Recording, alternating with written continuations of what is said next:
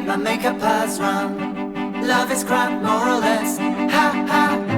Who'd go from dreams to dreams and kill the real glue?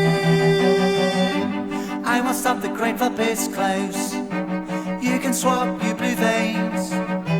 Life's a heavy weight for those who misses the sun during the rain. Try to smile when desire's part of fiction, no time for imagination. Do your job for the nation. Hope you realise that you are free of any excess. Habits are great to transgress. There is no one to conduct your own life. Your own life.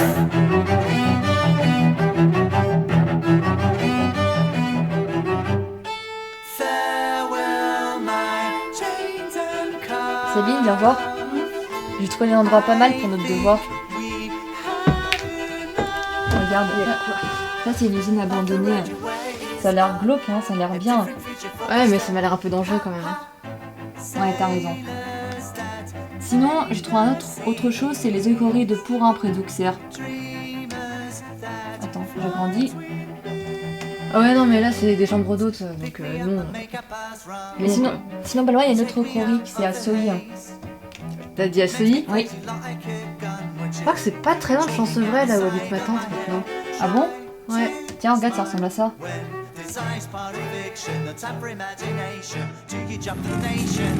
Hope you realise that you are free of any excess. Habits are great to transgress. There is no one to conduct your own life. Pick me up, pick me up, pick me up, pick me up, pick me up, pick me up, pick me up, pick me up, pick me up, pick me up, pick me up, pick me up, pick me up, pick me up, pick me up, pick me up, pick me up, pick me up. Pick me up, pick me up, pick me up, pick me up, pick me up, pick me up, pick me up, pick me up. Try to smile when desire's part of fiction. No time for imagination. Do your job for the nation.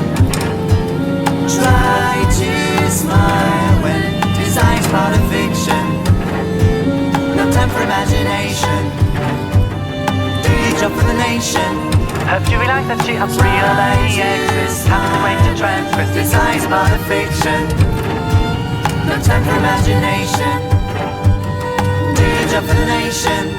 Hope you realise that you are free of any excess. Having the way to transgress. Desire's part of fiction.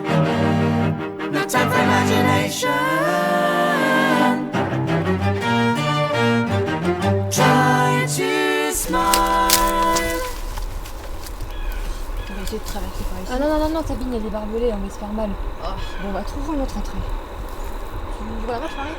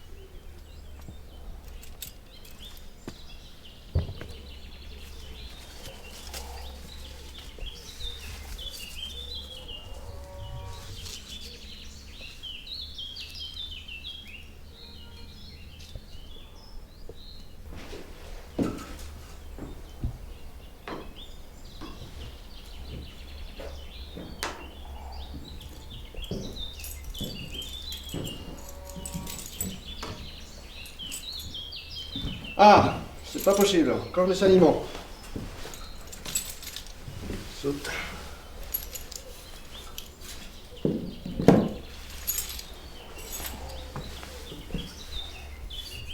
Il faudrait veiller toute la nuit pour que rien ne bouge ici. Bon, ça a l'air d'aller. Ah. Entre les creux des osseaux, la poussière, il y a toujours quelque chose à nettoyer. Ça va, Roger? Bien dormi?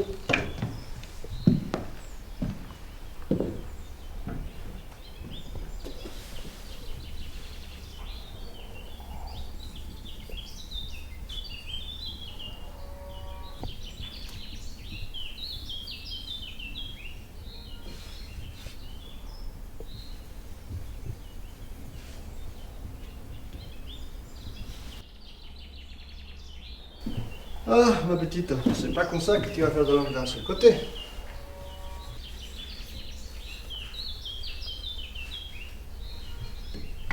Voilà, ça c'est mis.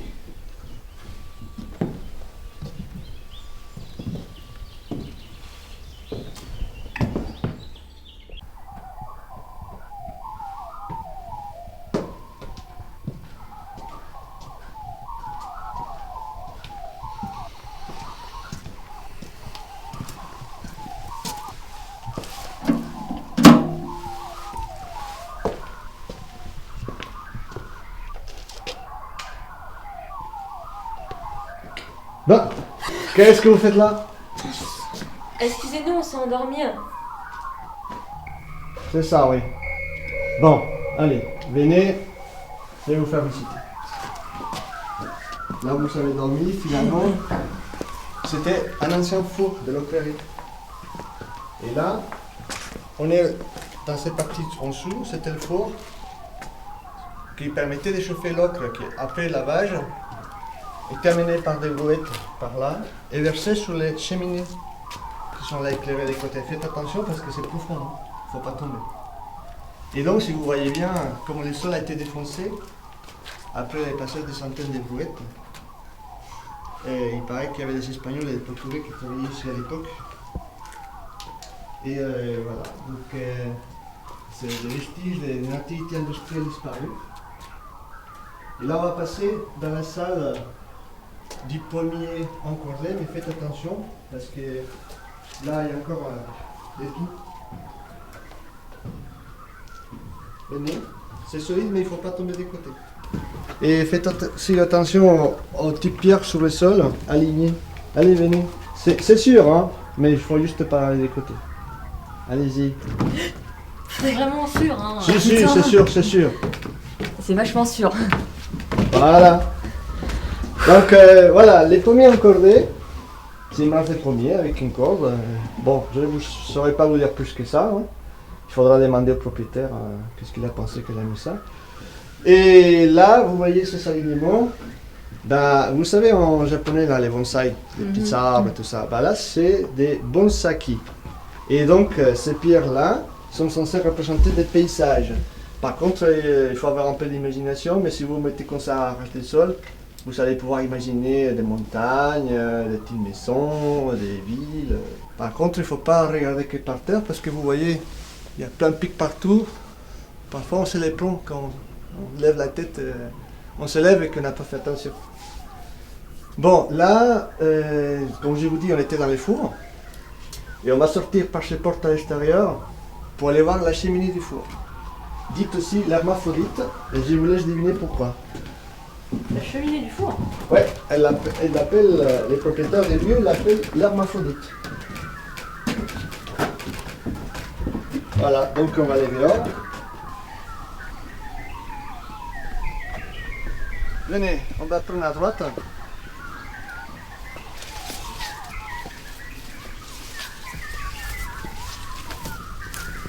Voilà, ça c'est la cheminée. Mais attendez un peu. Ouais, il va falloir nettoyer un peu le... Vous savez, ici, il y a toujours la poussière. Hein. Placez-vous une de chaque côté et vous regardez à l'intérieur. Allez-y. Vous voyez? C'est super beau. Ça, c'est la machine pour capturer les bleus du ciel. Sans compter qu'en plus, c'est avec ces bleus-là qu'on va faire les rouges. Pardon? Les rouges que vous voyez partout. Alors, il ne me semble pas qu'on fasse du rouge avec du bleu.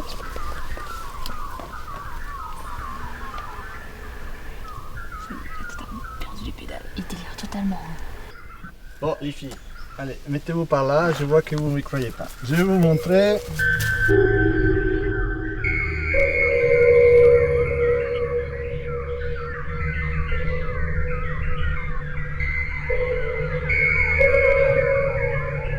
Ici, on est dans une des salles qui ont été aménagées en musée.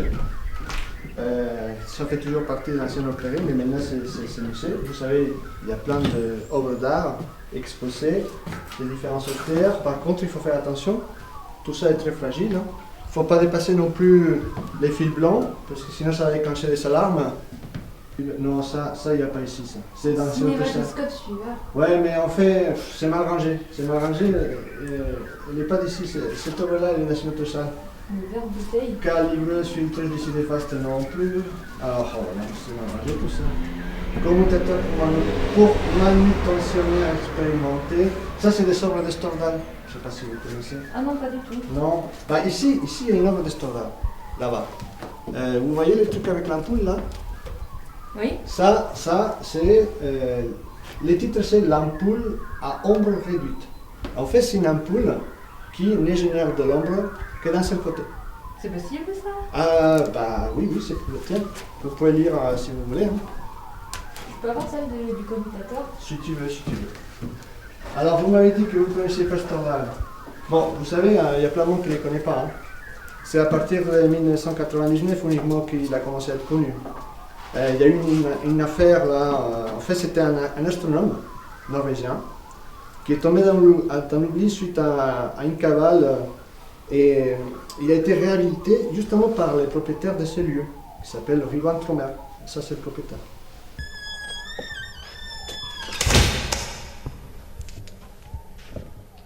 Mesdames, Messieurs, j'ai le privilège de vous présenter Emmanuel Hermange, président de la section française de la Stendhal Society. Il contribue, comme vous le savez tous, à la révision de l'histoire occultée de l'astronome Sven Stordal. Le fonds Stordal est un ensemble considérable composé de photographies, d'inventions, de sculptures et objets ramenés de ses multiples expéditions.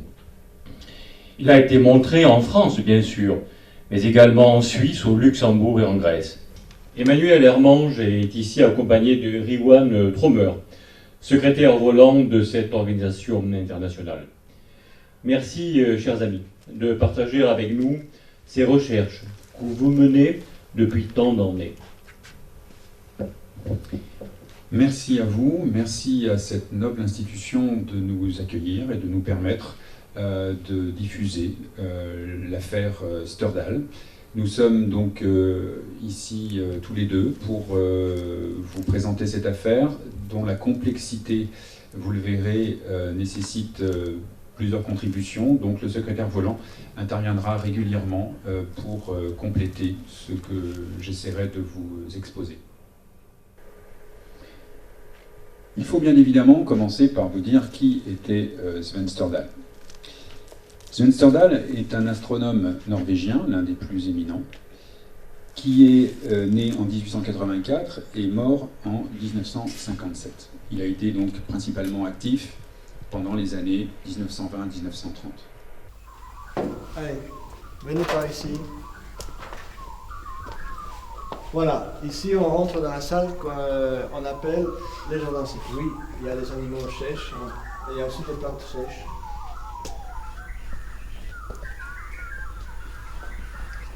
Tout est sec. Oh, la panique qui dépasse. Oui. Et ça vous rappelle quelque chose?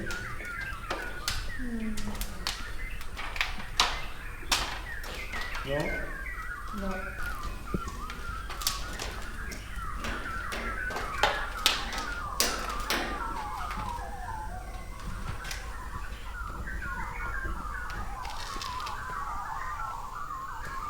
Faut pas trop toucher, hein. C'est œuvre fragile. Ah, d'accord.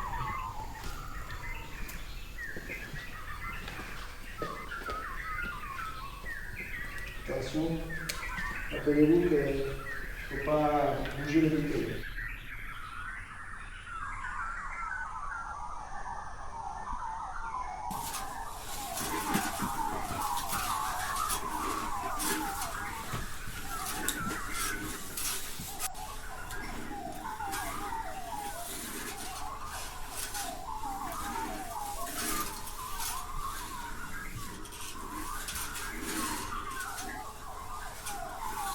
Continuez par là. Vous trouverez le seul lieu où il y a du sens.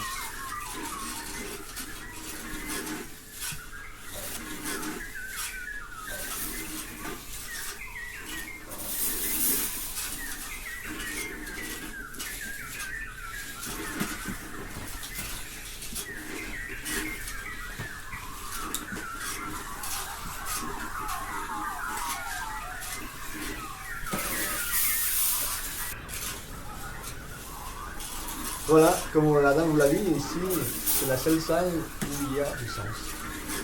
Il faut le chercher un peu, mais bon. Voilà. Je vous laisse regarder un petit peu. En attendant, venez voir autre chose par là. Voilà, vous avez là une œuvre d'art de Marco. Parce que ça a été exposé en 2004 à Cher. Mais je ne sais pas si tu tu étais peut-être trop jeune. Je m'en souviens pas, donc, probablement. Ouais, bah tiens. Parce qu'en fait, j'y étais. Hein. Et j'avais fait deux ou trois petites vidéos. Alors, attends que je mette ça. Alors, on a la chance, hein, parce que en fait, Marco il a accepté de laisser une de ses œuvres à Cromer, qu'il a installé ici, parce qu'en fait, dans cette série d'œuvres d'art, il a utilisé de l'ocre. Et cet ocre-là, il venait d'ici. Attendez, il faut pas qu'elle me voie. C'est toi-même le propriétaire. Bah alors, Non mais il sait pas que je fais visiter. c'est bizarre. Ouais, mais en fait, comment dire, il ne me connaît pas. Mais comment ça, il vous connaît pas? Bah, il sait pas que j'ai fait visiter.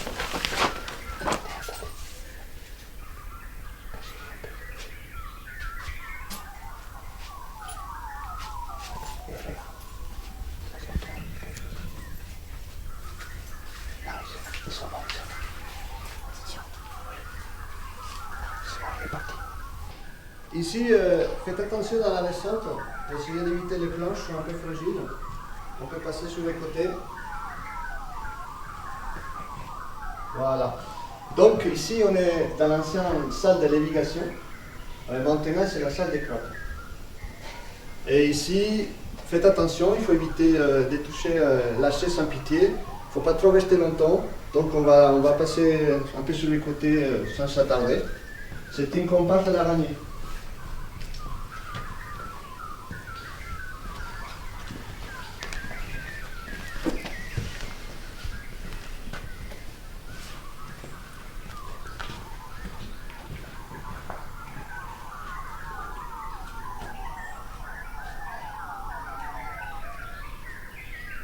IPE, IPE, oui, installation, paysagère et route. c'est une bonne idée. Ça va? On y va? Oui, mais je crois qu'on va pouvoir se débrouiller toute seule Ah maintenant. non, pas tout seul, pas tout seul. Vous avez promis, on revient, vous inquiétez pas. Oui, c'est ça. Ouais, Mais promis, on revient, on ouais. est sérieuse. N'importe quoi.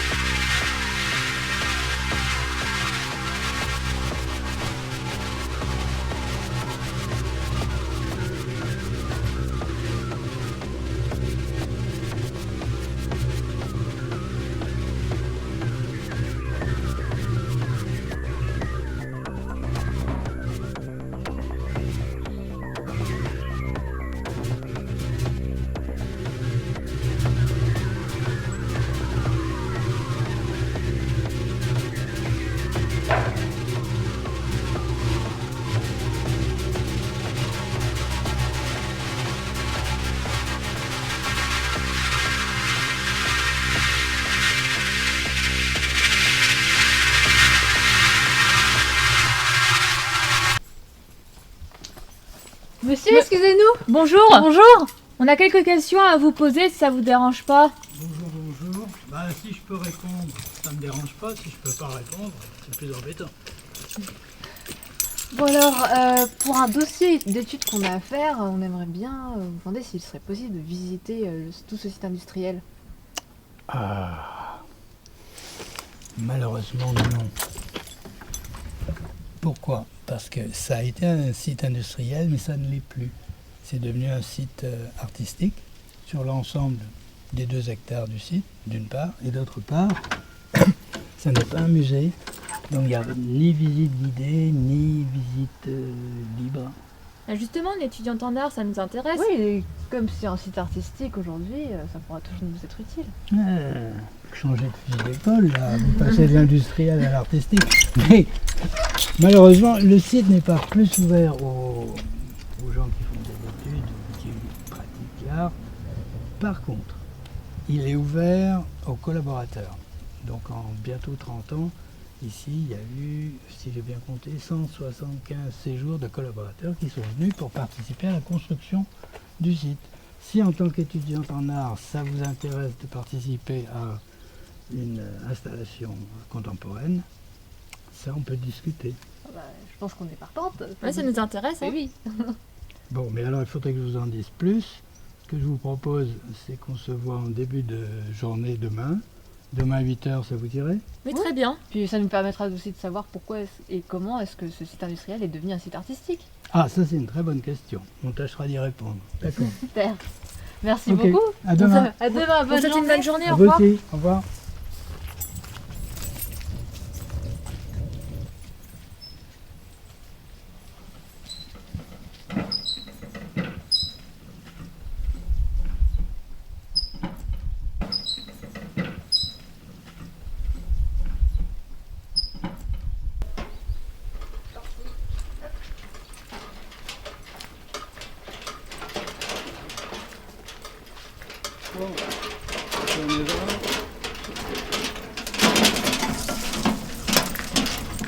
On va mettre tous les outils à disposition ici.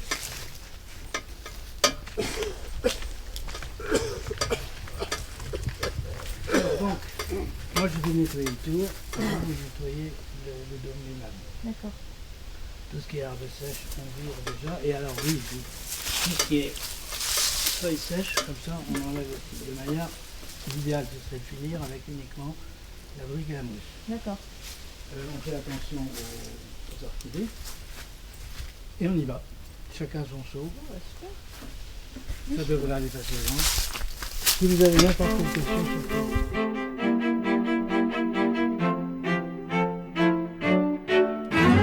Il faut empêcher que la fleur se fane. Rêver à déplacer les montagnes. Retourner la terre en clé macadam. Déposer, baiser dépourvu de flamme. And if you feel tight about us, the curtains are still in your hand. The velvet will weep if you shout what's left of the passion we found. Il ne nous reste que filigrane qui s'effrite autrefois titane. Peut-être que je vais m'en aller.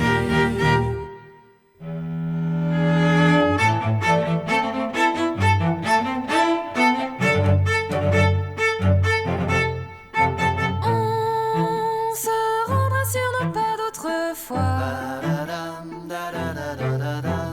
Voir s'il se dirige toujours de toi vers moi. Nourrir les jours du passé qui nous fait mal. Tant sa grâce abîme notre désir animal.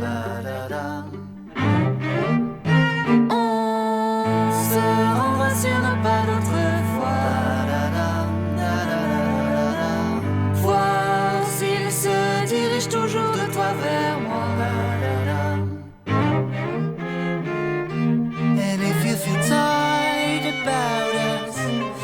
Legends are still in your hand. The velvet weepy fuchsia, what's left of the passion we found. Il ne nous reste qu'un filigrane qui s'effrite autrefois titane. Peut-être que je vais m'en aller. Il faut empêcher que la fleur se fane. Rêver à en déplacer les montagnes. Retourner la terre, angler macadam. Déposer, baiser dépourvu de flammes.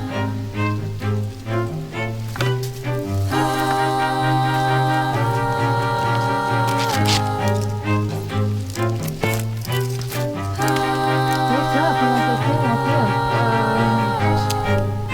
Pourquoi pas?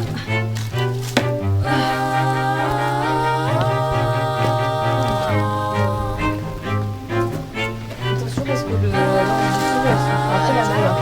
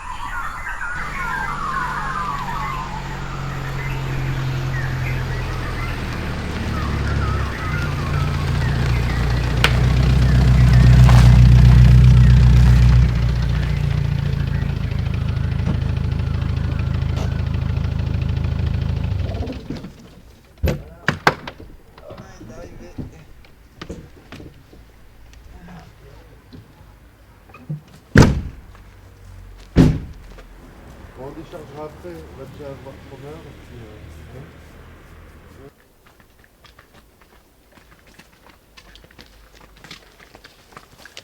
Tiens, Bonjour Cromer. Jean-Marie Lecnam, lui-même. Salut, je Tu vas t'appelle bien pas si tôt. Ouais, ça va. Bah, je viens continuer mon documentaire. Je te présente François Malek qui fait le son cette fois-ci avec moi. Le fameux François Le Malek fameux dont François tu m'as Malek. parlé. Ah bah ouais. Tant de fois. Donc, et puis ils en ont profité pour me demander de t'amener une petite caisse qui vient d'Oslo. Ah, Je sais pas trop ce qu'il y a dedans. Et bon, devine, ils ont je profité devine. du voyage. c'est le supplément de sculpture qu'il m'a annoncé. Ah oui, où est-ce qu'on dépose tout ça Magasin des Rouges. Magasin des Ce serait Rouges. idéal, il y aura de la place. Ok, bon bah super.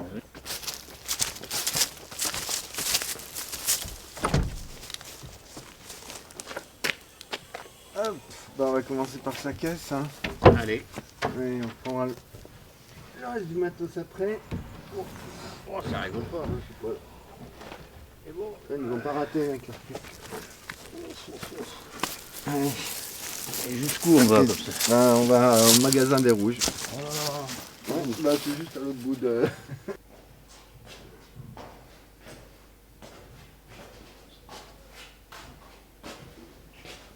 Cromer, on va mettre en haut la caisse.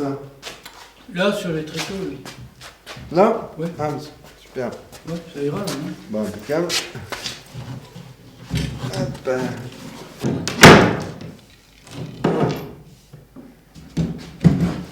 Oh, oh, oh, oh, oh, oh. Ça, je reconnais.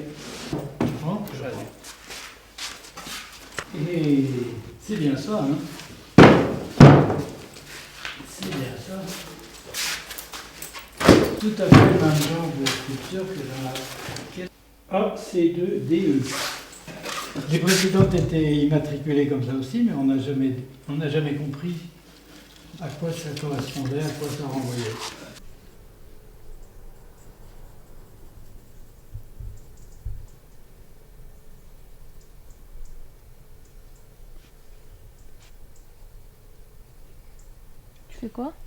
Prends des notes de tout ce qu'on peut voir ici. Moi, je fais un dessin.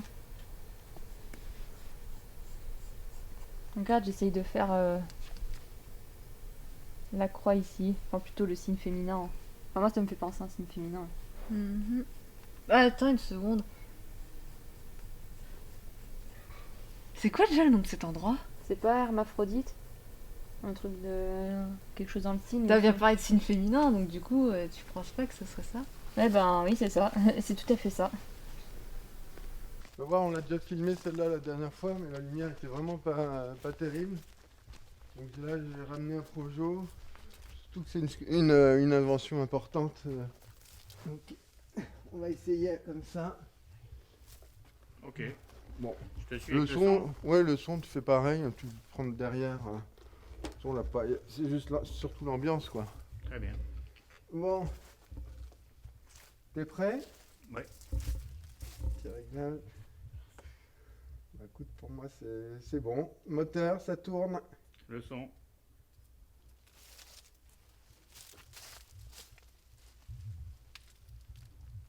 Ça. Excusez-nous. Oui. Bonjour. Bonjour. Bonjour. Qu'est-ce que vous êtes en train de filmer au juste? Bah là, on est en train de filmer. On est en train de faire un documentaire sur Stordal. Ah, Sven Stordal. Stordal. Stordal, on peut vous aider éventuellement pour votre film?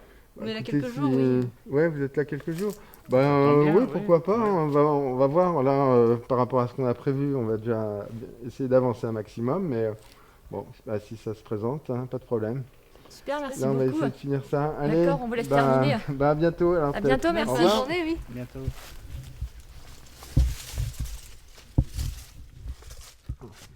Plus ma caméra.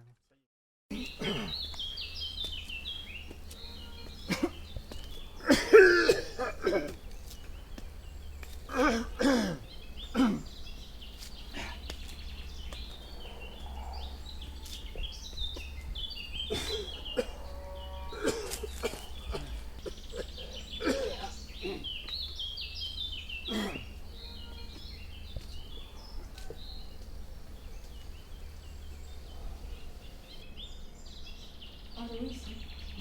Regarde ça. JP. Ça correspond à quoi, JP?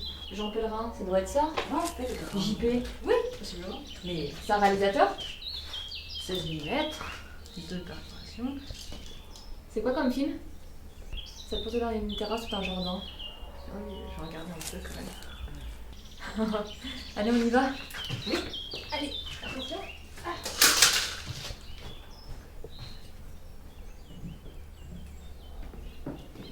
Tiens, il y a encore ces fiches.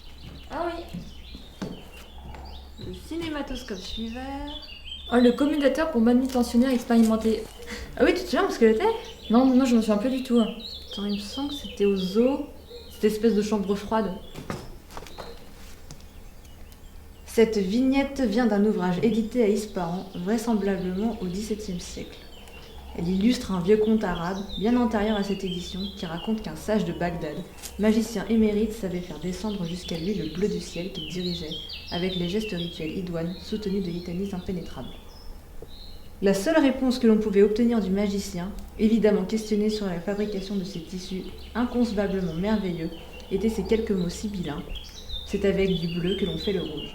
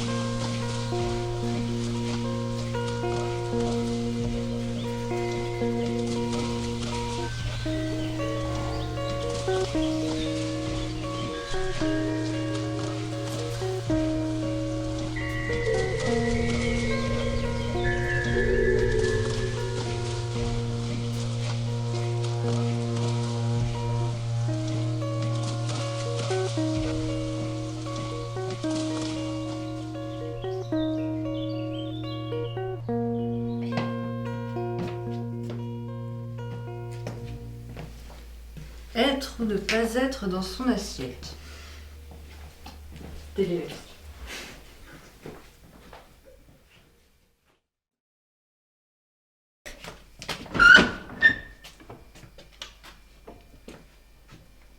Ah bah il est là, tiens, regarde. Le commutateur pour manutentionnaire expérimenté.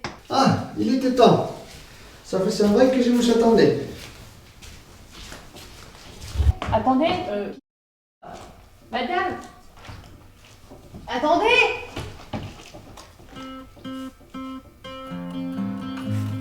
Take the kids away from this. I'm getting into trouble. We can't let grow this plate. We need to spit out this poison. Let them take all I got. I don't need anything, just need my soul and my hand. One bullet hole and there'll be nothing left of it if we go straight for the head. If we miss, death will kiss on the very first occasion, but the verb will remain. Many of us would take those lips. Let them take all I got. I don't need anything, just need my soul and my hand. One bullet hole and there'll be nothing left of it if we go straight for the head. Every little thing is flammable when you turn us into animals. We were meant to think for all of us, but you showed up. Every little thing is flammable when you turn us into animals. We were meant to think for all of us, but you fucked up.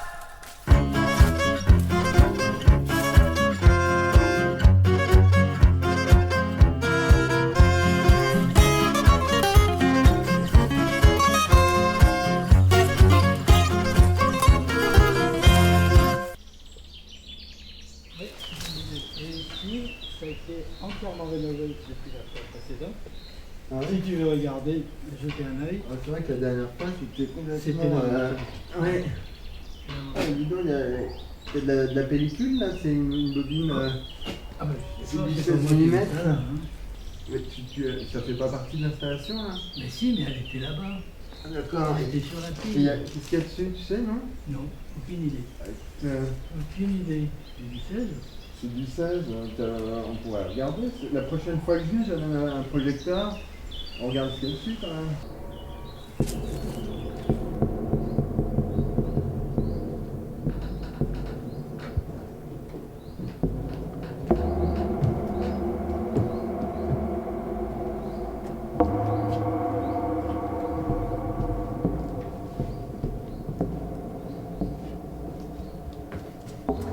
Je vais pouvoir prendre une photo. Ouais. Dépêchons-nous quand même. Avant que le gardien arrive.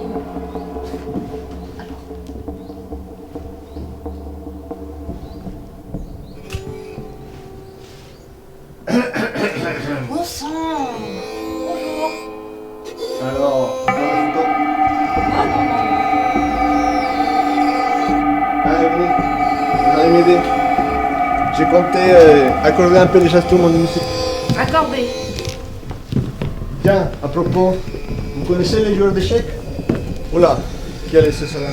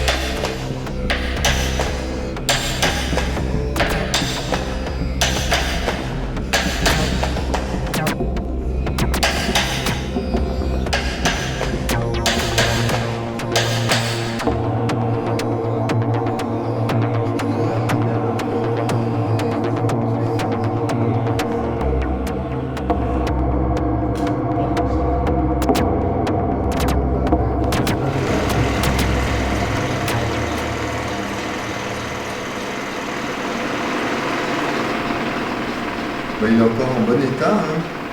Très bon état, oui. On pourrait même penser que ça n'a jamais été projeté. Ouais.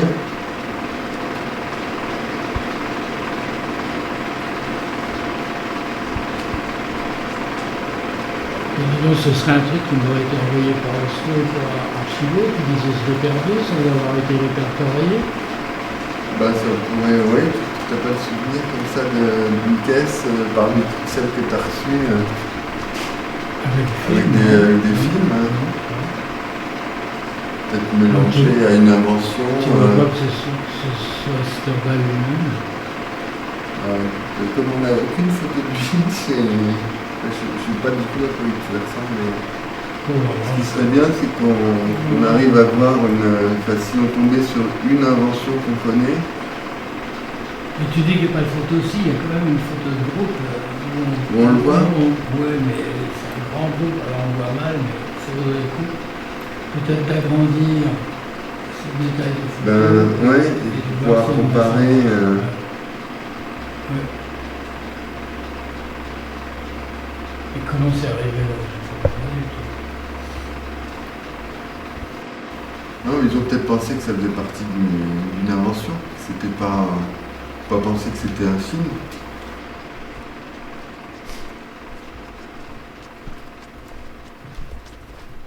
Vous êtes encore là pour combien de temps?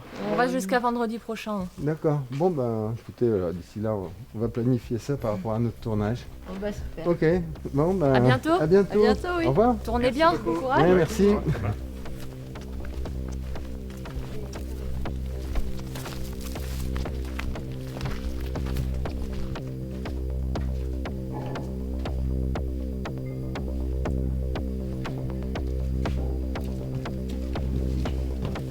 Ça te dit pas quelque chose tout ça en fait? Si, je crois qu'on a déjà vu un. Attention, regarde, il y a un truc là-bas. Ils osent le prendre.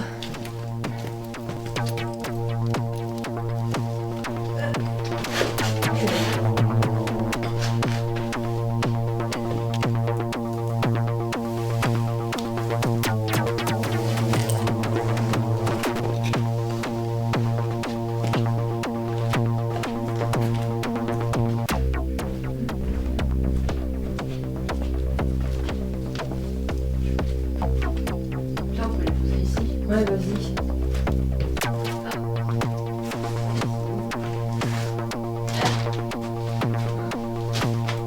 C'est pas ça.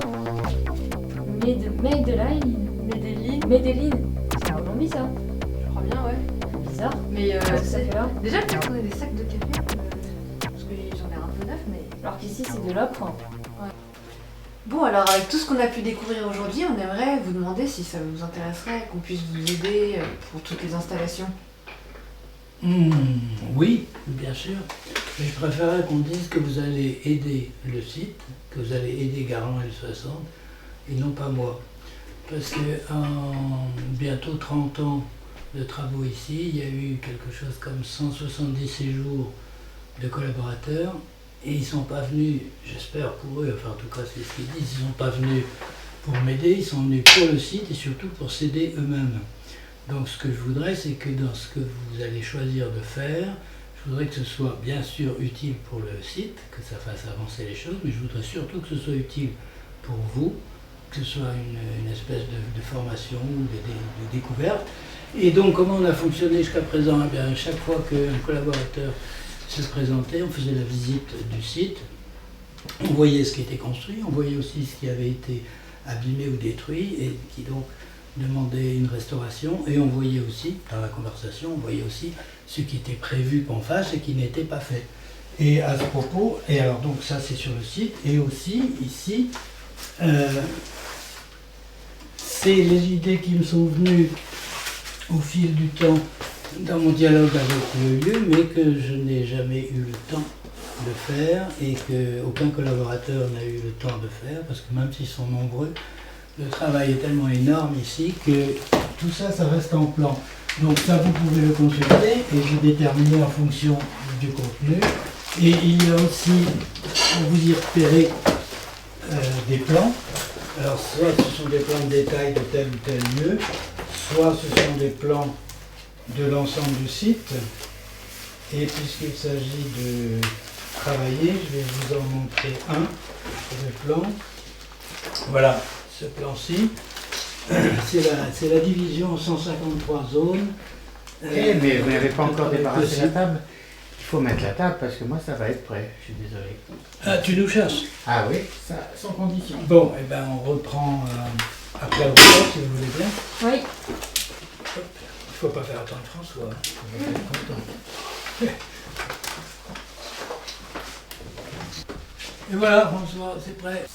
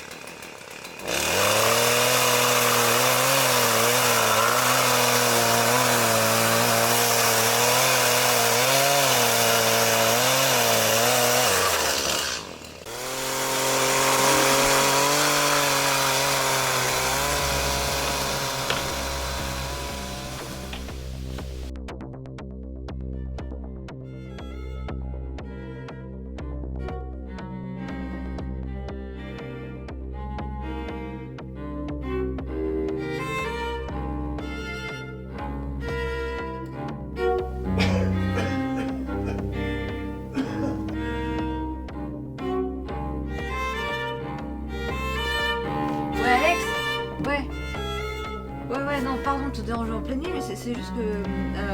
alors je t'explique, avec Marie, là, on est dans une ocrerie en Bourgogne, c'est pas super loin de Paris, c'est à 2 heures de route. Sauf que, disons qu'on a quelques petits soucis ici, et... Il y a plein de frelons. Oui, entre autres. Il y a des araignées. Oui, aussi. Mais surtout que, disons que... On a vraiment besoin d'aide, en fait.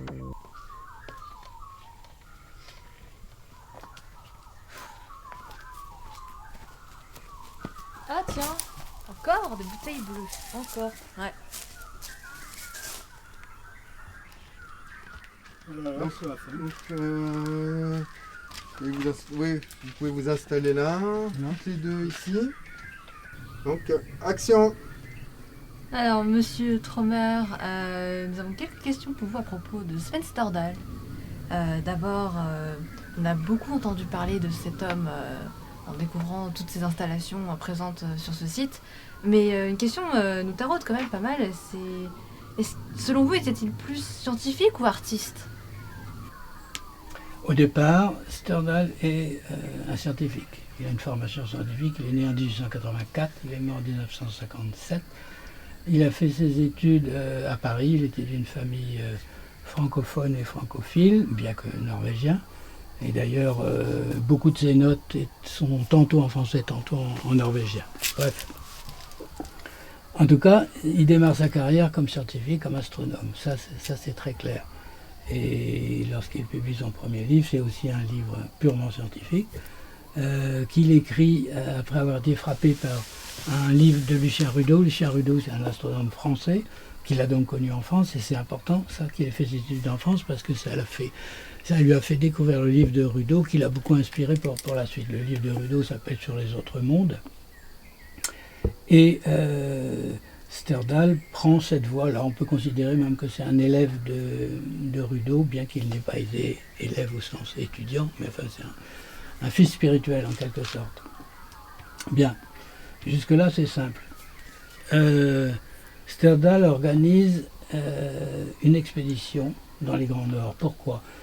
Parce qu'il a une théorie tout à fait révolutionnaire concernant la cosmologie, la cosmogonie. Et pour confirmer cette hypothèse, il organise donc cette expédition qui sera une circumnavigation dans la mer de Barents. Il part de Norvège, bien sûr, et ensuite il va aller vers la Nouvelle-Zélande, qui est une terre russe, et il va revenir par le Spitzberg et redescendre. Si vous avez un petit peu la carte de ces régions sous l'œil, vous voyez qu'il remonte bien au nord. Alors pourquoi? Parce que son idée, c'est de faire des photographies, en pensant que les photographies dans ces conditions tout à fait spéciales, des grands nords, photographies de ciel, vont pouvoir confirmer son hypothèse. Il part avec 3 photographes, alors lui-même fait des photographies, les 3 photographes qui l'accompagnent font aussi des photographies, il revient et il parle de ses découvertes et il dit voilà, j'ai les preuves. Sauf que ces découvertes, ces théories sont un grand chamboulement dans le monde de l'astronomie. Et ça paraît extraordinaire, mais c'est pas du tout rare dans le domaine scientifique. Ça bouscule trop l'orthodoxie du moment, au point que les collègues disent qu'il faut le faire taire. Vous avez sûrement entendu parler d'exemples récents analogues. Donc j'insiste bien, c'est pas un cas rare, parce que ça paraît être une histoire totalement fantaisiste de se dire qu'il y a des scientifiques qui vont saboter un autre scientifique parce qu'il a des idées extraordinaires. Quoi qu'il en soit, c'est ce qui arrive. Et donc Sterdal passe du statut de scientifique connu au statut de parfait inconnu. Il disparaît totalement des annales scientifiques. Et jusque-là, ça répond à ta question, c'est un parcours purement scientifique. Bien.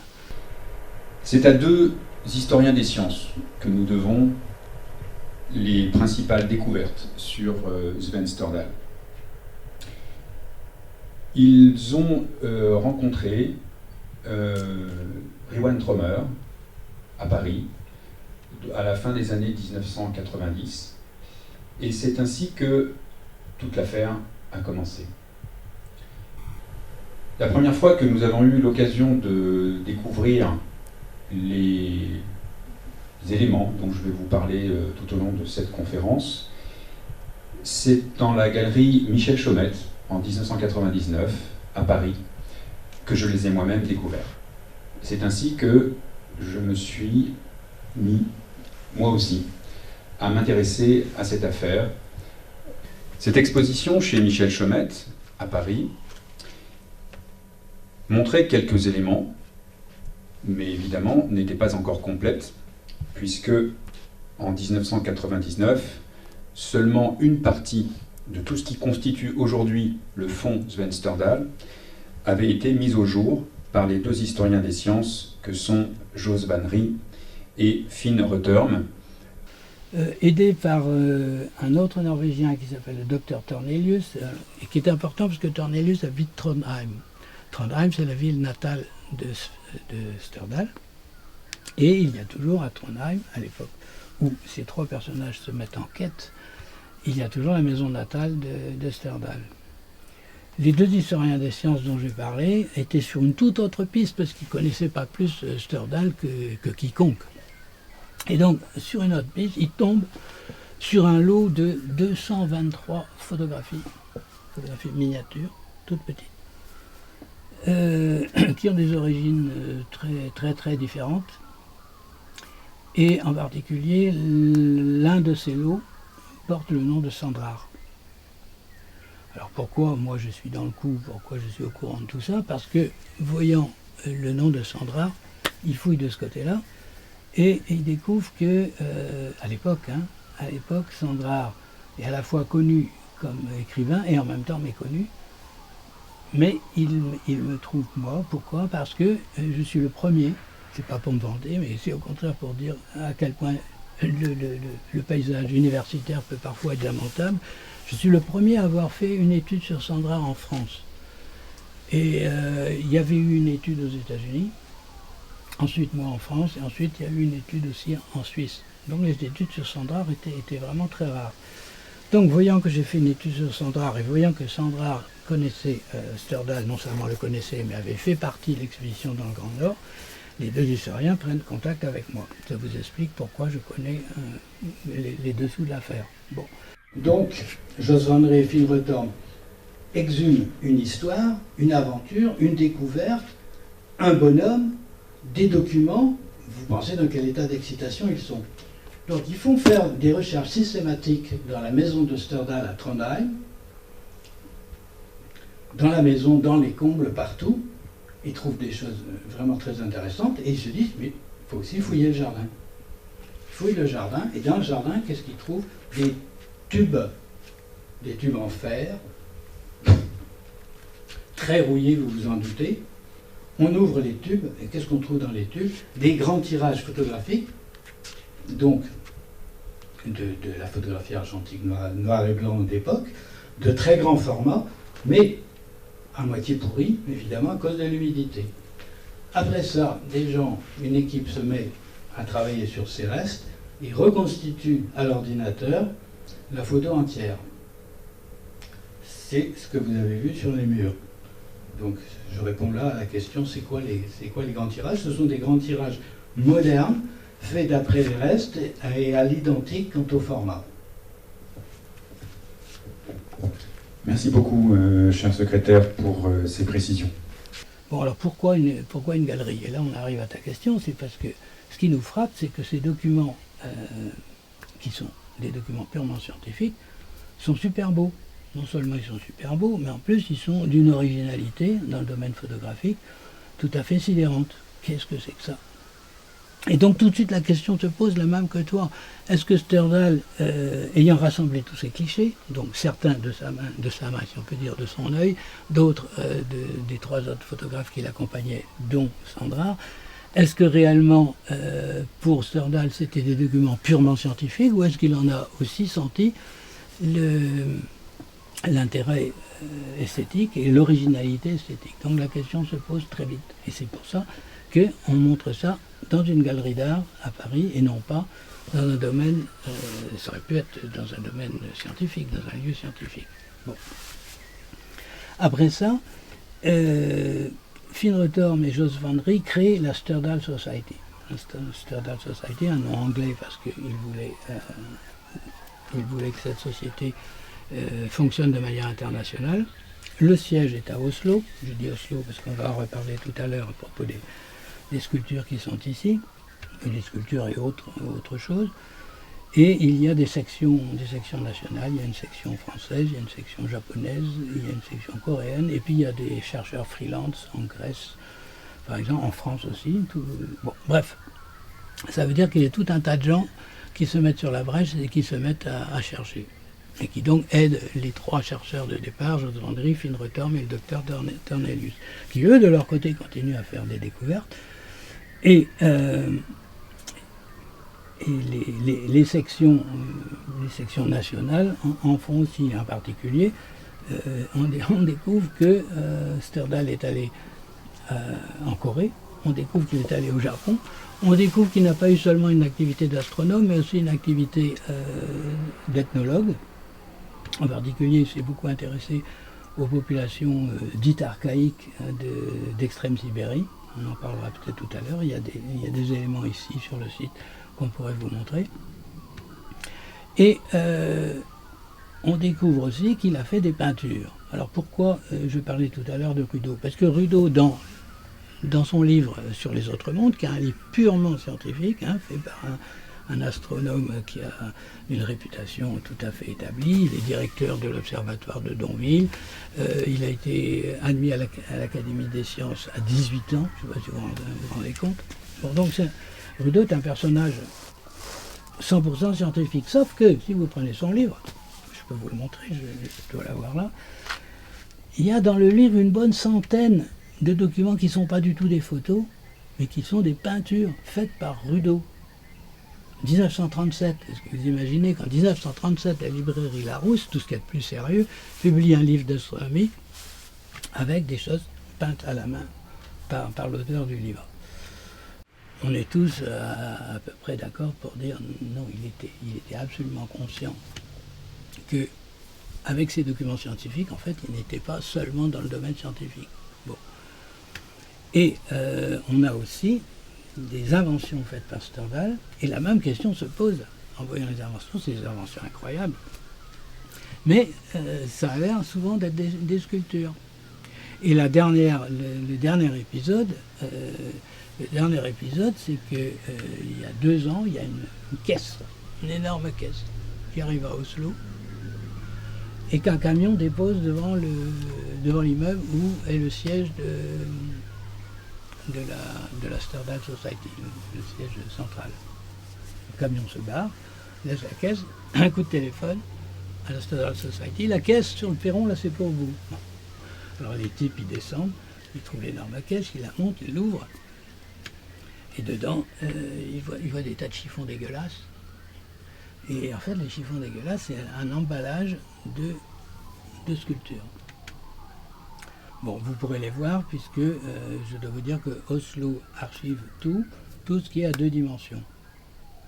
Et il se trouve que je gère en Bourgogne depuis maintenant un quart de siècle un site historique qui n'a rien à voir avec Stordal, mais où il y a beaucoup de place puisque c'est une ancienne ocrerie, donc avec des grands hangars.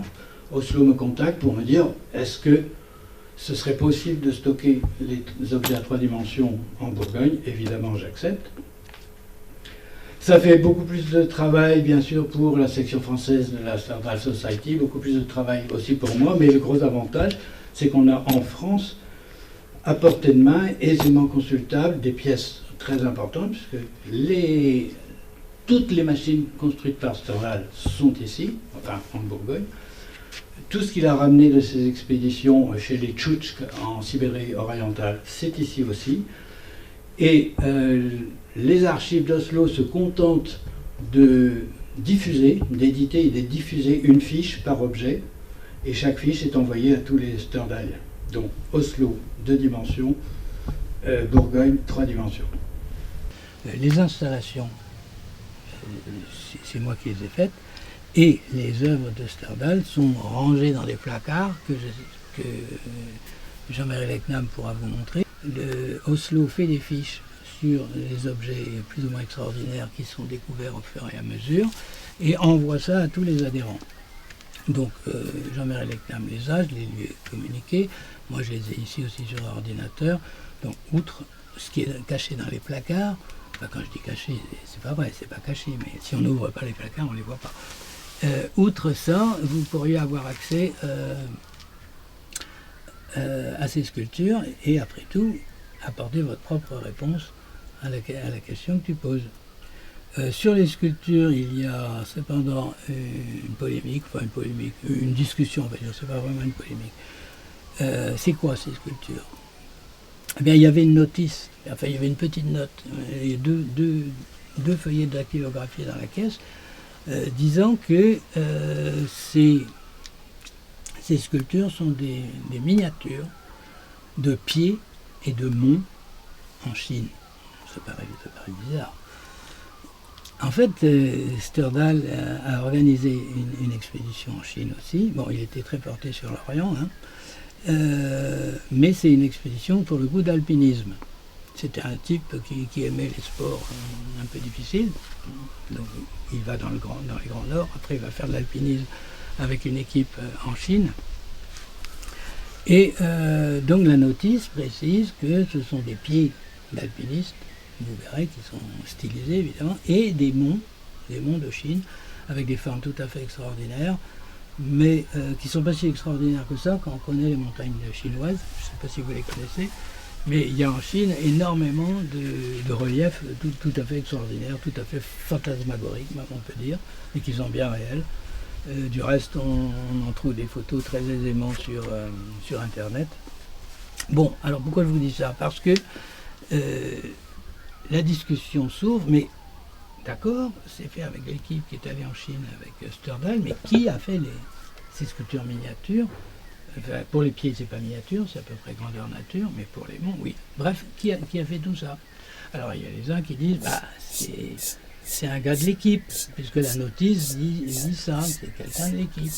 Et il y en a d'autres qui disent, mais non, c'est Stordal lui-même, parce que ces sculptures ressemblent tout à fait, mais c'est vraiment le même style, de sculptures qui ont été montrées au musée Réatu à Arles. Et je pourrais vous montrer là des photos du catalogue du musée d'Arles, avec donc sculptures dont on est sûr qu'elles sont de Stendhal, et vous verrez la parenté, à mon avis, évidente avec ce qui est stocké ici dans les placards. Donc au fur et à mesure qu'on avance, on s'est dit de plus en plus, mais ce type, bon déjà il avait l'étiquette astronome et ethnologue, qui sont des étiquettes scientifiques évidemment, mais de plus en plus on est obligé de le considérer aussi comme un artiste. Bon, de toute façon, un personnage hors de l'ordinaire, et on comprend avec le recul, on comprend aussi à quel point il a pu déranger à l'époque, parce que non seulement il arrivait avec une théorie révolutionnaire, mais en plus il apportait comme preuve des choses qui n'étaient pas dans la norme scientifique. Quel type d'objets trouve-t-on dans les archives stendhaliennes? Eh bien, ils sont assez surprenants. Lorsqu'on les présente au public, on se rend compte de leur étrangeté, à la réaction que de nombreuses personnes peuvent avoir. Je vous en citerai par exemple un parmi beaucoup d'autres. Un appareil à mesurer la profondeur des nuages. Un autre, tout à fait connexe, un appareil à mesurer la profondeur du ciel, et un autre appareil qui lui est tout à fait relié, qui s'intitule appareil à mesurer la longueur, la lenteur et la langueur des nuages, également élaboré en 1938. Et on trouve également des sculptures dont on ne sait pas toujours comment les placer par rapport à ces appareils que je viens de nommer. Par exemple, une sculpture intitulée « La caresse du nuage au flanc du mont Vou », élaborée probablement dans les années 1930. Voilà la diversité face à laquelle les historiens des sciences doivent prendre des options d'interprétation, car l'herméneutique des objets et des photographies et des peintures assemblées, produits par Sven Stendhal, n'est pas simple. C'est-à-dire on a commencé, je vous ai dit, dans une galerie d'art, et puis peu à peu, les choses étaient présentées comme dans un musée de sciences naturelles ou un musée de sciences physiques. Donc ça, c'est disponible aussi. Et ça répondrait également à vos questions. J'ai raconté l'histoire de Stendhal à peu près, sans entrer dans les détails, ça répond à ta question. Je pense avoir aussi répondu à la tienne. S'il y en a d'autres, évidemment, je réponds volontiers.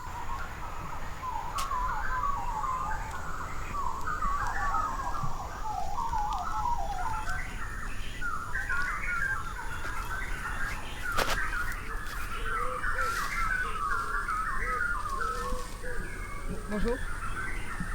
Vous savez où sont Sabine et Marie? Ils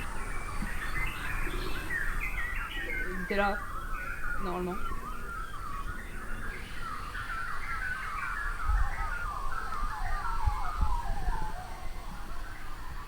Ok, merci.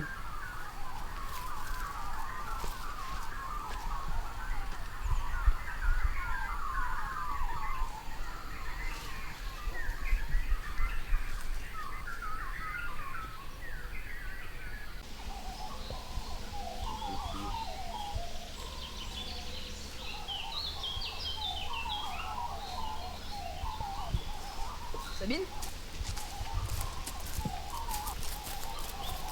Sabine, tu fais quoi?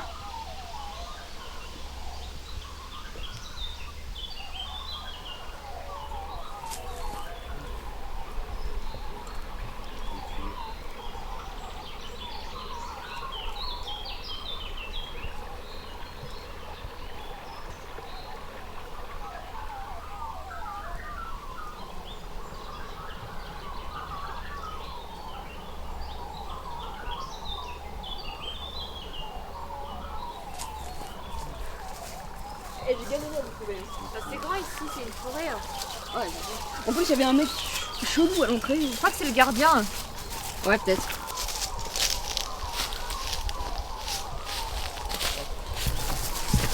Tiens, écoutez ça encore. Le promeneur, pour être nous, même s'il s'abandonne à la méditation, doit savoir rester actif. Le site s'offre si l'on est prêt au dialogue, pas seulement à l'écoute.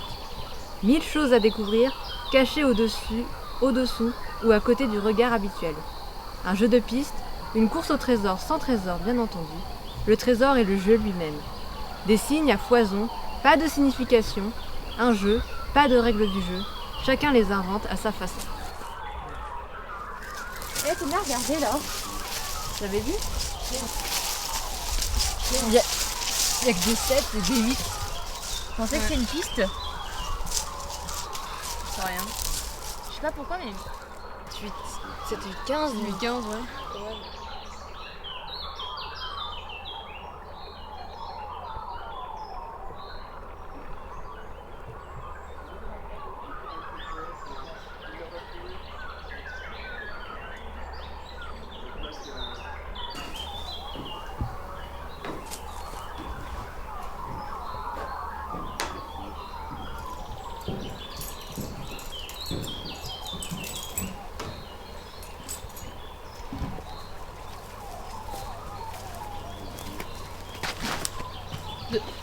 Pas de faire de 2 chevaux, ça? Où ça? Quoi? Bah là, dans l'arbre. Non, Non, c'est pas possible. je pense pas, non, tu sais, un phare de 2 chevaux, c'est pas comme Bah, si... il y avait qu'une dans seule- un arbre, c'est pareil. Hein. C'est la même couleur, hein. Ouais, mais ça, y a pas qu'une seule de chevaux, hein. Il y en a plusieurs, hein.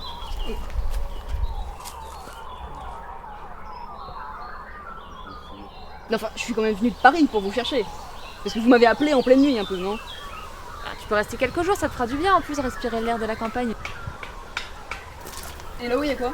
La salle des lambris. Vous êtes déjà allé? Non, pas vraiment, non. Pourquoi? Tu sais, là, il y a pas 3 petites portes sur tout l'étage, mais disons qu'on n'a pas franchement voulu y aller. Rover, il nous a dit, oui, vous pouvez parfaitement y aller, ça, y a pas de souci. C'est juste que si jamais vous y rendez, surtout faites bien attention à refermer et à ne surtout pas les laisser sortir.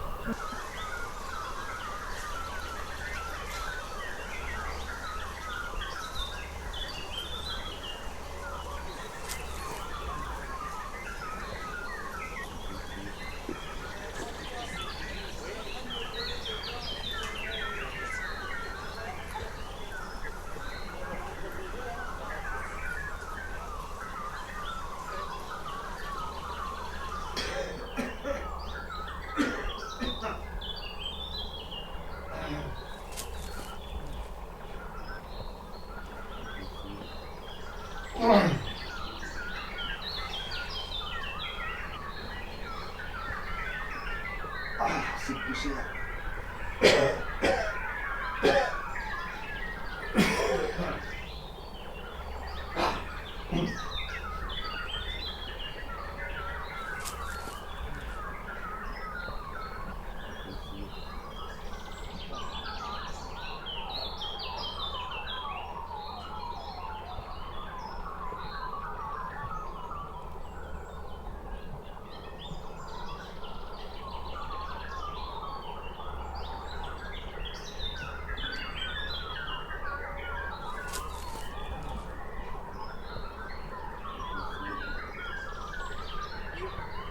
Quand on est venu ici la dernière fois, c'était pas là, on est d'accord? Putain, il y a des plaques d'immatriculation. Quoi? Tiens, Dis. par curiosité, c'était quoi ta plaque d'immatriculation? Non, bah voilà. Quoi, c'est notre Quoi plaque.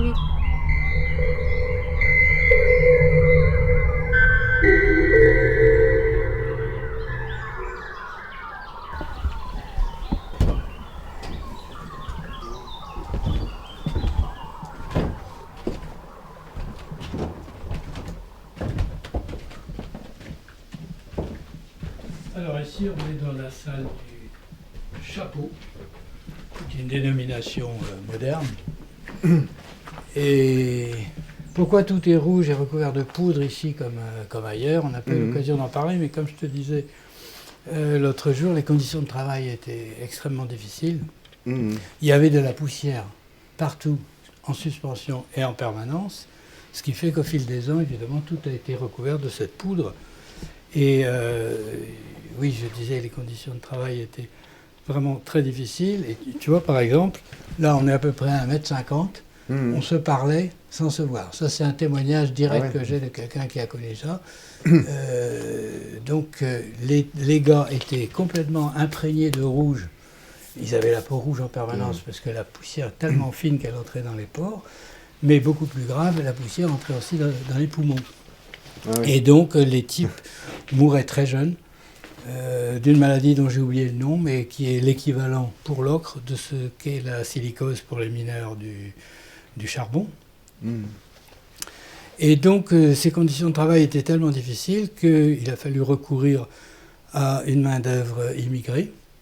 À l'époque, c'était ni les Nord-Africains, ni les Syriens. C'était des Portugais et des Espagnols qui, eux, acceptaient de faire le travail. Et une fois de plus, comme tu sais, avant, il y avait eu les Italiens, il y avait les Polonais. Ouais. Une fois de plus, on peut dire que, heureusement, qu'il y a les immigrés pour construire ce pays, parce que sinon, je me demande ce qu'il y aurait debout. Et c'est pour ça, c'est pour rendre hommage à ces types qui venaient de lointains villages, que j'ai installé les habits pleins d'ocre qui sont là-haut, au-dessus de l'ocrerie Ah ouais, jaune, on a aperçu, ouais. et les valises, et des signes rouges, parce que, évidemment, tu crachais le sang avant de crever. Et comme par hasard, les gens du coin ici, qui sont très fortement xénophobes souvent, ont complètement oublié ça. Ah oui. Que la richesse du pays Ça- reposait sur de malheureux immigrés. Il est où Alex? J'en sais rien. Je crois qu'il est parti. Quel minable. Sans prévenir en plus. Hein. Quel minable. On est toujours sans voiture, hein. Oh. On fait comment pour rentrer? Je vais appeler Alex tout à l'heure, je pense qu'on va peut-être un peu l'engueuler quand même. Hein. Avec plaisir.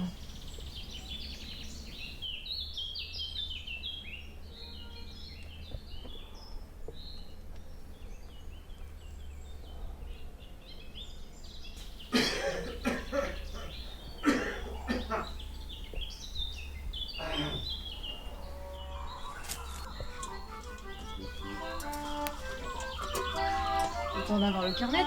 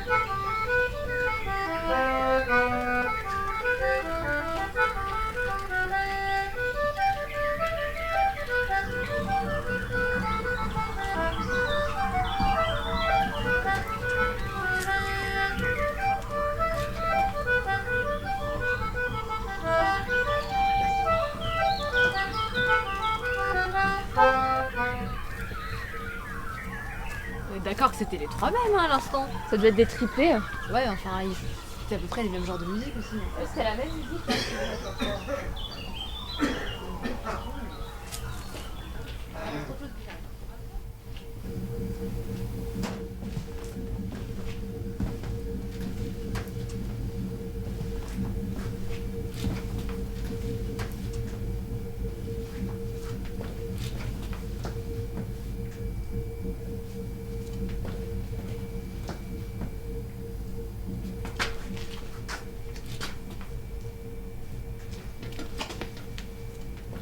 Putain, regarde. Encore JP. JP. Ouais, c'est pas celui qu'on a vu, tu sais, dans la salle, on a trouvé la bobine de film. Oui, si, sur les ardoises. Jean Pellegrin. C'était ça, c'était Jean Pellegrin. Tout à l'heure, dans une des salles qu'on a visitées précédemment, on a trouvé une sorte de bouteille ou de pile. Une pile avec marqué JP dessus. Et on a trouvé d'autres inscriptions JP. Oui. Et on aurait pensé Jean Pellegrin, parce que c'était marqué Jean Pellegrin sur aussi une bobine qu'on a trouvée dans une de ces salles. Mais est-ce que vous sauriez qui c'est? Ah non, bah alors moi j'ai aucune idée.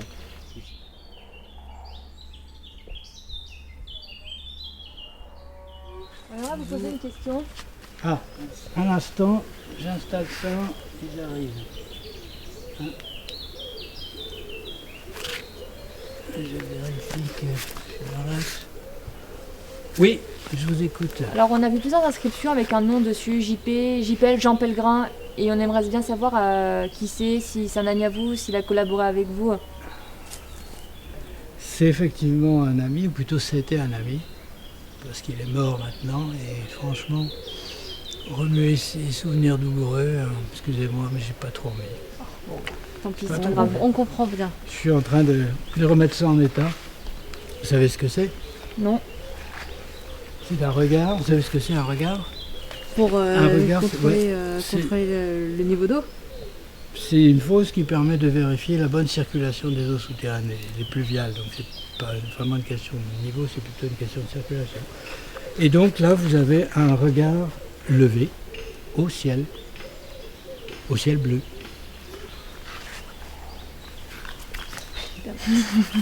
À plus tard. Au revoir, à plus tard, à plus tard. Regarde le vieux ciel.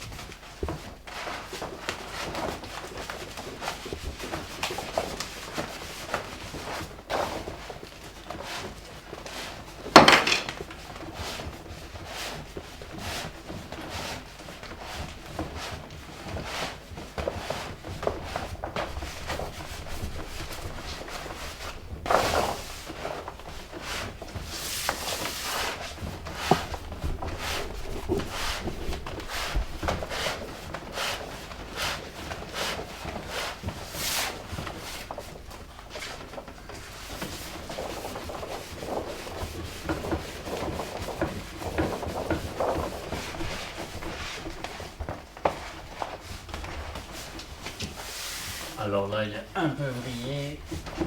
Voilà. On va dérouler.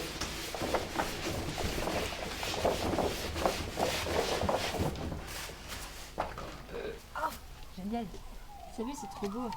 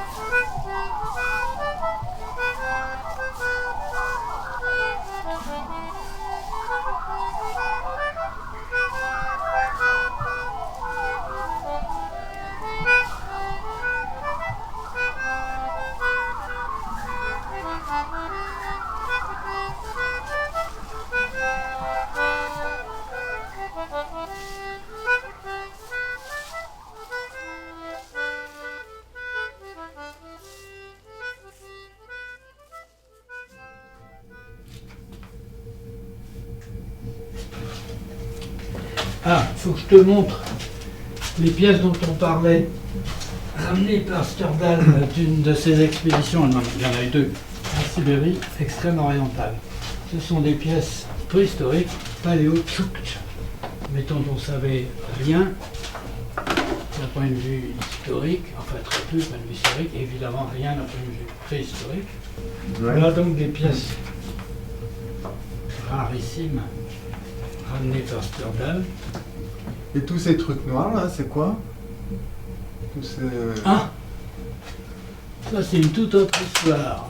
Bon, bah tu sais qu'après le tournage, François s'est installé, Bah ouais, ça lui a tellement installé plu. ici, Ouais. il s'est installé un atelier, etc. Et il a posé la même question que toi. Pourquoi après, ce qu'il veut faire, c'est sauver tout ça. En nettoyant et en traitant contre les insectes chronophages. Et il veut traiter tout ça parce que, je lui ai dit, ce que je vais te dire maintenant, c'est que c'est une collection de sculptures de la jeunesse de Pellegrin. Ah oui? Et Pellegrin était fonctionnaire, haut placé, très haut placé même au ministère de la Culture. Et il avait en même temps une activité artistique de toujours, mais qui était totalement secrète et qu'il voulait secrète. Pourquoi ? Parce qu'il se disait que s'il exposait, il ferait comme tout le monde, il exposerait tantôt aux galeries, tantôt en musée. Et s'il exposait en musée, il savait bien que on l'accuserait de profiter de sa place pour montrer, donc de bénéficier d'une complaisance corporatiste. Et s'il exposait en galerie, c'est la galerie qui serait suspectée de l'exposer parce qu'il était haut placé, etc. Donc il disait, mon œuvre, de toute façon, ne sera jamais considérée pour ce qu'elle est vraiment. Tout est faussé d'avance. Donc je ne peux pas montrer. Bon, c'est une position un peu radicale et un petit peu étonnante, mais qu'il a tenue toute sa vie. Et il est mort sans avoir jamais exposé. Et ça, donc, c'est des choses qu'il avait entreposées chez moi à la Bastille. Quand j'ai déménagé à la Bastille, j'ai tout ramené ici et c'est resté quasi à l'abandon, ce pourquoi les insectes avaient commencé à dévorer tout ça. Et tu dis de jeunesse, il y en a plein. Ah. Ces autres œuvres, alors qu'est-ce qu'il y a? Alors, je dis de jeunesse parce que, oui, la question que tu poses est tout à fait centrale. Pourquoi? Parce qu'en tant que haut fonctionnaire au ministère de la Culture, il a été chargé d'un énorme projet qui consistait à transformer une friche industrielle, très vaste friche industrielle, en zone d'activité culturelle. ZAC, mais un autre style que celle qu'on connaît. Et ce projet-là était copiloté par le ministère de la Culture et par la municipalité où était située cette friche. Ça a duré des années et des années. Pourquoi? Parce qu'il y avait un différend entre le ministère et la municipalité qui ne voyaient pas du tout le projet de la même façon. Et pendant tout ce temps, du coup, Pellegrin s'est installé dans cette friche qui lui permettait de faire des choses... Il a squatté, quoi. Il a squatté et il voulait faire, c'était lui, il voulait faire des choses de grand format. Ouais. Et le fait de disposer de cette friche lui a permis de faire vraiment des sculptures, parce qu'il était sculpteur et peintre, mais plus sculpteur que peintre. Ça lui a permis de faire des sculptures de très grande dimension. Et les œuvres maintenant, elles sont où? Elles sont nulle part. Hein? Il n'en reste rien. Rien, vraiment rien. C'est une histoire plus que triste, tragique. Cette friche qui devait être transformée donc en zone culturelle, j'étais dit copilotée par le ministère et la municipalité. Les deux se sont fâchés, puisque le ministère et la municipalité avaient des idées très différentes de ce que devait être ce projet. Donc, le projet est totalement tombé à l'eau et la municipalité a décidé de raser la friche pour construire des logements. Donc on a envoyé les bulldozers. Jean n'a rien pu faire parce qu'il ne savait même pas que ça tournait vinaigre à ce point. La friche a été rasée et les œuvres qu'elle contenait avec. Donc il ne reste strictement rien. Ils ont tout rasé. Ils ont tout rasé, il ne reste rien à part les photos que j'ai faites sur plusieurs années sur place. Il y a une exception, c'est une œuvre qu'il avait faite une fois en venant ici, quasiment pour s'amuser sur place, qui est la grande tour bleue que tu connais, qui est à côté, là. Et c'est tout. C'est tout. C'est la seule œuvre d'amateurité. Et puis, bien sûr, les œuvres de jeunesse dont je te parlais, celle-ci, et une autre qui est très différente, qui était un cadeau qu'il m'avait fait à l'époque, que je pourrais te montrer. Tu finis de me montrer ce que tu voulais. Oui, alors donc là, c'est des pièces toujours paléotuques que Stendhal a ramenées de cette expédition dont je te parlais.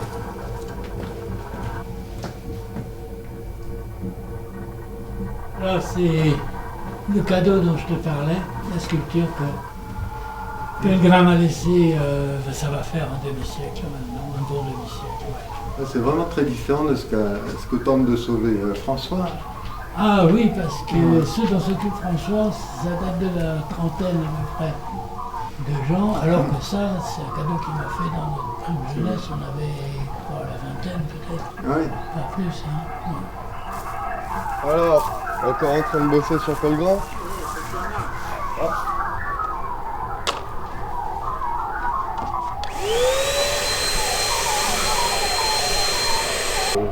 Quand vous alliez sur la friche, par exemple, il parlait volontiers de son travail. Volontiers, non. Parce qu'il avait un côté ours, et puis il y avait toujours cette obsession du secret, qui fait que même quand il acceptait la discussion, on ne savait jamais s'il était sérieux ou pas, si c'était vraiment quelque chose qui lui tenait à cœur, ou bien s'il plaisantait. C'était toujours très très difficile de le savoir. Allez, pour ce qui est des matériaux, toutes les œuvres de jeunesse donc, qui sont ici, qui ont été remises au jour et puis travaillées pour leur sauvegarde par François, c'était uniquement du bois.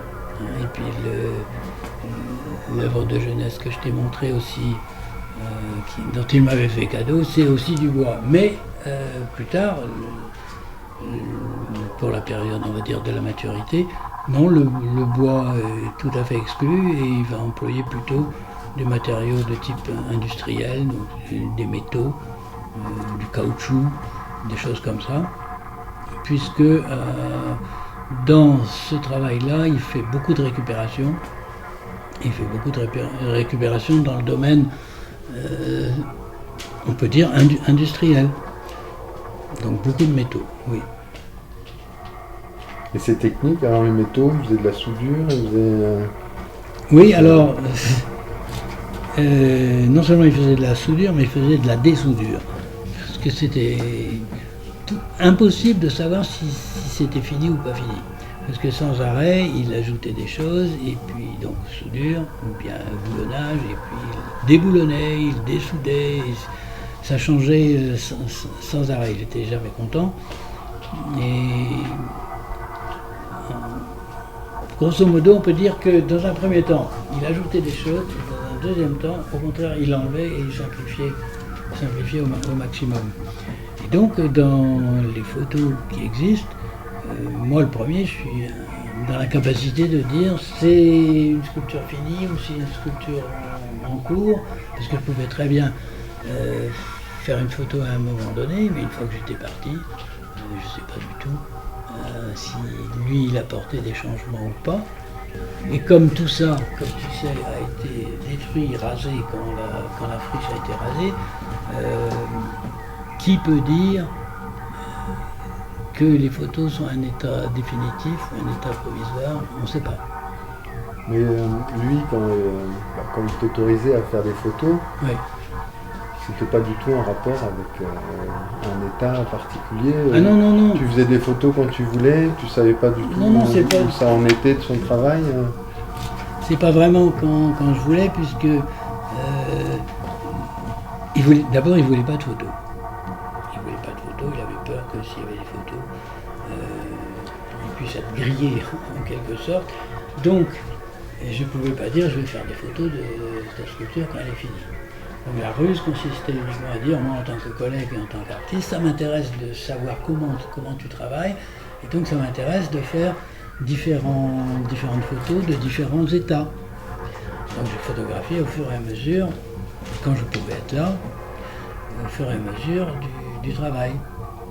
Mais lui, il ne m'a jamais dit, vas-y, cette fois c'est fini, n'est-ce pas? Puisque de toute façon, mon rôle n'était pas de faire des photos d'un travail fini, mon rôle, officiellement, c'était de faire, au contraire, des photos du travail en évolution. Alors les titres, c'est toujours des choses que j'ai entendues, dites par lui. Mais quand on voit les titres, on a vraiment l'impression que c'est toujours des plaisanteries ou des pirouettes. Canary Canan, par exemple, ou les trirèmes qui font allusion à des bellicos. On avait vraiment l'impression qu'il s'amusait, lui, mais qu'il s'amusait aussi de nous, en nous donnant des titres qui, manifestement, étaient des blagues. Mais moi, je les ai retranscrits tels que je les ai entendus. Il y a d'autres exemples là, de titres que tu peux nous citer? Par exemple, il y en a un qui s'appelle Mademoiselle Odalisque, c'est vu la sculpture qui est une énorme masse métallique de type industriel, c'est manifestement une plaisanterie. L'autre, enfin à mon avis, l'autre, les trois grâces qui sont des énormes sculptures qui n'ont rien de gracieux, puisqu'au contraire c'est des masses imposantes et quelque peu ovoïdes. C'est un autre exemple. Présentation du gouvernement à la presse. Le gouvernement, c'est des blocs de béton avec la presse qui sont des espèces de grilles. Je crois que ce sont des exemples qui montrent bien qu'ils s'amusaient. Il y a une sculpture qui s'appelle tapis volant, une autre qui s'appelle tapis roulant. crois vraiment qu'on peut dire qu'il s'amusait beaucoup. Alors, les sculptures elles-mêmes, manifestement, c'est un travail hyper sérieux, et la façon dont il travaillait, comme je te disais, très scrupuleuse, j'ajoute, j'enlève, sans arrêt. Il allait vers ce qui était sans doute pour lui une recherche de perfection. Je pense qu'on ne fait pas un travail aussi énorme, aussi imposant, uniquement pour la blague. Non, c'est pas possible. Mais les titres, je crois que les titres sont toujours des blagues, ou presque toujours des blagues. Dans tous ces titres, il y en a peut-être un qui est tout à fait sérieux, c'est les moteurs. Il y a toute une série de sculptures qui sont très nombreuses et qui ont toutes pour titre moteur numéro 1, numéro 2, numéro 3, etc. Et ça, c'est manifestement un thème qu'il avait à cœur, puisqu'on trouve aussi des moteurs dans les œuvres de jeunesse. D'ailleurs, d'un point de vue formel, la parenté entre ces œuvres de jeunesse en bois et puis les œuvres ensuite en béton et en métal qu'on va trouver à l'époque de la maturité, la parenté visuelle, esthétique est évidente. Et je pense que là, oui, on tient un titre qui, pour une fois, est vraiment sérieux. Et est-ce que tu penses qu'on va bientôt pouvoir voir une exposition qui montrerait au grand public est-ce que c'est envisageable, ça, une exposition Jean Pellegrin de ces photos? En tout cas, ce serait souhaitable, mais c'est quelque chose qui m'échappe. Moi, j'ai aucune possibilité de faire quoi que ce soit. T'as les photos déjà? Oui, je peux uniquement dire à quelqu'un qui aurait envie de rendre public cette aventure tout à fait hors norme, même on peut dire unique. Quelqu'un qui aurait envie de faire ça, c'est du ressort des gens qui ont le pouvoir dans le domaine culturel, dans le domaine artistique. Bon, ça peut être des galeries, ça peut être des musées, c'est une chose qui m'échappe totalement. Moi, je peux uniquement mettre à la disposition de qui voudrait se lancer là-dedans ce qui reste, c'est-à-dire les œuvres de jeunesse qui sont stockées ici, et puis les photos de la maturité. One card in my hand, I just have to pretend. Time waits and no plan. One card in my hand, one card in my hand, I just have to pretend. Time waits and no plan. One card in my hand. Jack is walking on a string, no Chili Pepper to win. Laughing with the wind above in the sky. I will not prefer the king, I never felt like a queen. Smiling politely, the ring sounds so shy. What color is your face? In my bed, black or red. In my back, into my bed. Jack's waving, wondering what side it lay down. Lucky me, the cotton clouds are mine. One card in my hand, I just have to pretend. Time waits, no plan. One card in my hand, one card in my hand, I just have to pretend. Time waits, no plan. One card in my hand. Jack's not waiting for the spring, now is the time for playing. Shining, not blinking, I step stars at night. Not even shot on the wing, not judging what is the thing. Risky, not certain, drag tears in my class. Watch me roll as your face builds. The freshest now, the thicker smoke, I don't get the joke. Jack's waving, wandering in a mess since I done. Lucky me, memories leave the ground. One card to my hand, I just have to pretend. Time waits and no plan. One card in my hand, one card in my hand, I just have to pretend. Time waits and no plan. One card cut in my hair.